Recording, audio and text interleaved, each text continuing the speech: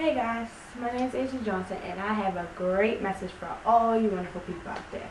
Let's get started. To compete is to strive to gain or win something by defeating or establishing superiority over others who are trying to do the same. Or in other words, doing whatever you can to beat someone else who's trying to attain the same goal as you. Unfortunately, that is the way we as a nation think, act, and live by. Everyone wants to be on top of the world.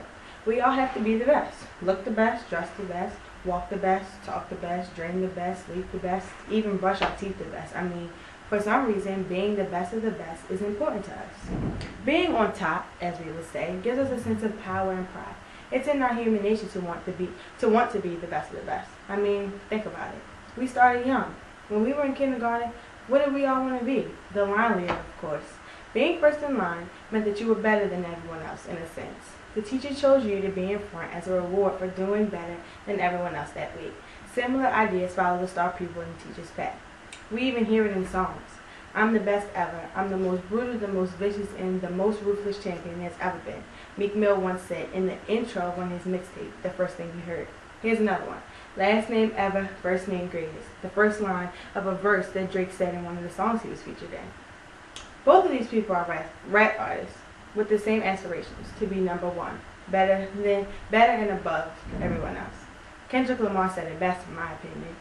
I'm usually homeboys with the same ones I'm rhyming with, but this is hip hop and they should know what time it is. And that goes for Jermaine Cole, Wale, Big Crit, Pusha T, Meek Mill, A$AP Rocky, Drake, Big Sean, Jay Electron, Tyler, Mac Miller. I got love for you all, but I'm trying to murder you. I'm trying to make sure your core fans never heard of you. They don't want to hear one more verb or noun from you. What is competition? I'm trying to raise the bar high. Who's going to jump and get it? You're better off trying to skydive.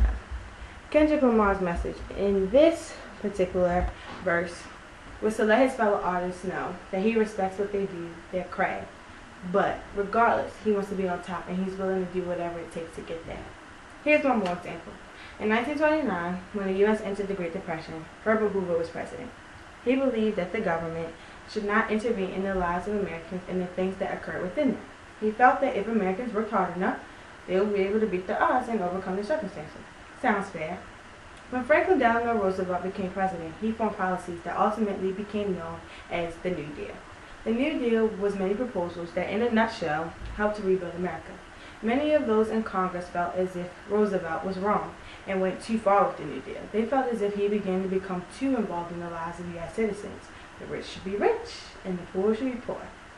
In Roosevelt's terms of presidency, he didn't completely rebuild America, but he improved the U.S. greatly and elicited us on a great path to revival and rejuvenation, simply by lending a helping hand. Why is it that helping someone else is looked down upon? Competition doesn't do anything but separate us. There's supposed to be three social classes: low, middle, and high. Economic inequality continues to widen the gap, obliterating us socially. The gap between the wealthiest Americans and middle and working class Americans has more than tripled in the past 3 decades.